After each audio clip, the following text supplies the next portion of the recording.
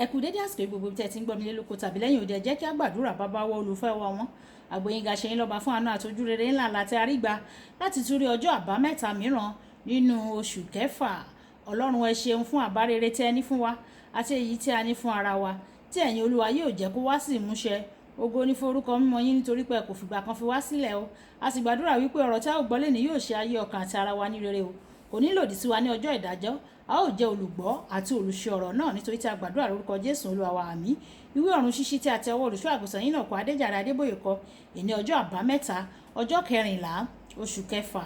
Àkòrí ọ̀rọ̀ tí a ó gbéyẹ̀wò lẹ́ni sọ wípé àlàáfíà nínú ìjì. Àlàáfíà nínú ìjì. Àmú àkọ́sórí wa nínú ìwé Àìsáyà orí 39 ẹsẹ̀ ìkíní dé ìkejì. Àìsáyà orí 39 ẹsẹ̀ ìkíní dé ìkejì. Kíyèsí, ọwọ́ Olúwa kò kúrú láti gbani, bẹ́ẹ̀ ni etí rẹ̀ kò wúwo tí kì yóò fi gbọ́ ẹ̀bẹ̀, ṣùgbọ́n àìṣedéédé yín ni ó yà yín kúrò lọ́dọ̀ Ọlọ́run yín, àti ẹ̀ṣẹ̀ yín ni ó pa ojú rẹ̀ mọ́ kúrò lọ́dọ̀ yín tí òun kì yóò fi gbọ́. Wàyí àmú bíbélì kíkà wa nínú ìwé Máàkù orí 4 ẹsẹ̀ 15 títí dé ẹsẹ̀ 21. Máàkù orí 4 ẹsẹ̀ 15 títí dé ẹsẹ̀ 21. Ní ìjọ́ kan náà, nígbà tí alẹ́ lẹ́ tán, ó sì wí fún wọn pé ẹ jẹ́ kí a rékọjá lọ sí apá kejì. Nígbà tí wọ́n sì ti tú ìjọ ká, wọ́n sì gbà á gẹ́gẹ́ bí ó ti wà nínú ọkọ̀, àti ọkọ̀ kékeré mìíràn pẹ̀lú sì wà lọ́dọ̀ rẹ̀. Ìjì ńlá sì dìde, ìbí sì ń bì sínú ọkọ̀ tó bẹ́ẹ̀ tí ọkọ̀ fi fẹ́rẹ̀ tí ó bẹ̀rẹ̀ sí ní kún o. Òun pàápàá sì wà nínú ìdí ọkọ̀, ó ń sùn lórí ìrọ̀rí. Wọ́n sì jí, wọ́n wí fún un pé, Olùkọ́ni, ìwọ kò bìkítà bí àwa bá ṣègbé? Ó sì jí, ó bá afẹ́fẹ́ náà wí, ó wí fún òkun pé, dákẹ́ jẹ́. Afẹ́fẹ́ sì dá, ìpàrọ̀rọ̀ ńlá sì dé o. Ó sì wí fún wọn pé, èéṣe tí ẹ̀yin fi ń sojo bẹ́ẹ̀? Ẹ kò tí ì ní ìgbàgbọ́ síbẹ̀. Ẹ̀rù sì bà wọ́n gidigidi o.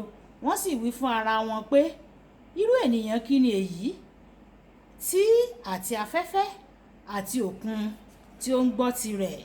Wàyí ẹ tẹ́tí bẹ̀lẹ̀ jẹ́ láti gbọ́ ohun tí olùṣọ́ àgùntàn yín náà kọ Adéjàre Adébóyè ní fún wa ní èní ọjọ́ àbámẹ́ta. Nínú ìjì, ìdààmú púpọ̀ máa ń wà níbẹ̀, ṣùgbọ́n láàárín rẹ̀ ibi kan wà tí à ń pè ní ojú ìjì, èyí tó sábà máa ń wà ní ìfọ̀kànbalẹ̀ àti àlàáfíà. Nígbà tí a bá ní àjọṣepọ̀ pẹ̀lú Ọlọ́run alágbára, kò sí bí wàhálà ṣe lè yí ọ ká tó. Ìwọ yóò máa ní ìrírí àlàáfíà àti ìfọ̀kànbalẹ̀.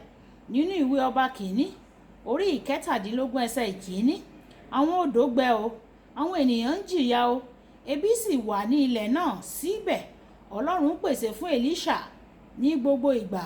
Ní àkókò kan, Ọlọ́run rán ẹyẹ ìwò láti gbé oúnjẹ àti ẹran wá fún un ní òwúrọ̀ àti ní àṣálẹ́. Nígbà tí odò náà gbẹ, Ọlọ́run rán opó kan láti máa bọ́. Ìwé àwọn Ọba kìíní orí 17 ẹsẹ̀ 9. Nígbà tí o bá ní àjọṣepọ̀ pẹ̀lú ọba àwọn ọba, ìrírí rẹ yóò yàtọ̀ sí àwọn tí ó yí ọ ká.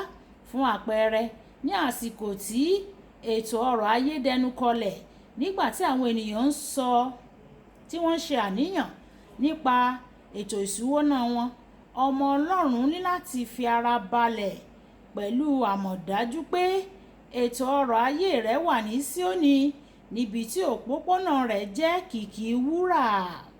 Nínú bíbélì kíkà wa tòní, nígbà tí Jésù àti àwọn ọmọ ẹ̀yìn rẹ̀ ń rìnrìn àjò lórí òkun, ìjì dé o, ṣùgbọ́n Jésù ń sùn pẹ̀lú àlàáfíà láàárín rẹ̀ nítorí ó ní ìbáṣepọ̀ pẹ̀lú Baba ni o.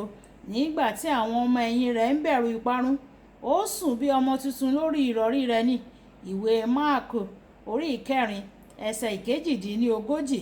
Pọ́ọ̀lù náà bá ìjì pàdé àti láàárín rẹ̀, nígbà tí àwọn yòókù nínú ọkọ̀ ojú omi tí wọ́n sọ̀rọ̀ nípa kíkú, òun sọ̀rọ̀ yíyè àti ìdáǹdè nítorí Ọlọ́run rán áńgẹ́lì rẹ̀ láti fún un ní ìdánilójú ìpamọ́.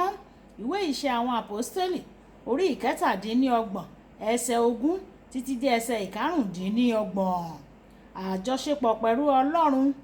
Àjọṣepọ̀ rẹ pẹ̀lú Ọlọ́run ó fúnni ní ìdánilójú pé ohun ibi kan kì yóò ṣẹlẹ̀ sí Pọ́ọ̀lù nítorí àjọṣepọ̀ rẹ̀ pẹ̀lú Ọlọ́run.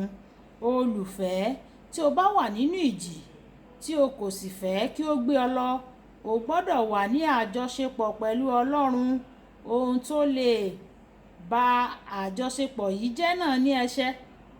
Ìwé Àìsáyà orí ìkọkàndínlọ́gọ́ta ẹsẹ̀ 1 dé 2 ó sọ pé àlàfo máa ń wà láàrin àwọn ẹlẹ́ṣẹ̀ àti Ọlọ́run, àti bí ó tilẹ̀ jẹ́ wípé ọwọ́ Ọlọ́run ó jẹ́ apá ayérayé. Ìwé Dìtàlórómì orí ìkẹtàléníọgbọ̀n ẹsẹ̀ ìkẹtàdínlọ́gbọ̀n. Wọn kò lè dé ọ̀dọ̀ ẹlẹ́ṣẹ̀ o. Nígbà tí àwọn ènìyàn bá gba ẹ̀ṣẹ̀ láàyè nínú ayé wọn, wọ́n kúrò ní àárín ìfẹ́ Ọlọ́run, níbi tí àlàáfíà àti ayọ̀ gbé ń jọba nìyẹn. Nígbà tí Jónà yarí láti lọ sí Társísì ní àìgbọ́ràn sí Ọlọ́run, ìjì dìde o, ó sì bá ara rẹ̀ nínú ẹja. Ìwé Jónà orí 1 ẹsẹ̀ 1 títí dé ẹsẹ̀ 17. Ẹ̀ṣẹ̀ yóò máa mú ènìyàn wá sínú àwọn ìṣẹ̀lẹ̀ ibi. Ìdí nìyí tí o kò fi gbọ́dọ̀ fi ẹ̀ṣẹ̀ ṣeré rárá o. Ètò ọrọ̀ ayé rẹ àti ti orílẹ̀-èdè rẹ ètò ọrọ̀ ayé yìí àti ti orílẹ̀-èdè ó lè kùnà o, ṣùgbọ́n tí o bá fẹ́ láti máa gbèrú kí o sì gbilẹ̀ láàárín àwọn ìrírí búburú yìí, o gbọ́dọ̀ tàkété sí ẹ̀ṣẹ̀ kí o sì máa wá àjọṣepọ̀ tí ó dáńtọ́ pẹ̀lú Ọlọ́run. Kókó ọ̀rọ̀: onígbàgbọ́ tó wà ní àjọṣepọ̀ pẹ̀lú Ọlọ́run yóò yè láàárín àwọn ìjì. Ẹja sọ pé bàbá mi kò ní fi ṣe ìjìkíjì tí ó lè dé bá mi. Olúwa mú mi yè nínú rẹ̀. Ìjìkíjì tí ó lè dé bá orílẹ̀-èdè mi àbí ní àyíká mi, Olúwa, nítorí tí mo wà nínú rẹ àti wípé nítorí tí ò ń gbé inú mi, Olúwa mú mi borí ìjì kí o sì mú mi yè.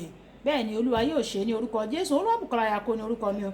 Ẹ máa bá mi like, ẹ máa share, ẹ máa comment nípa ẹ̀ kí àwọn ènìyàn kí wọ́n lè jẹ àǹfààní ọ̀run ṣíṣí Yorùbá. Ó dàbọ̀.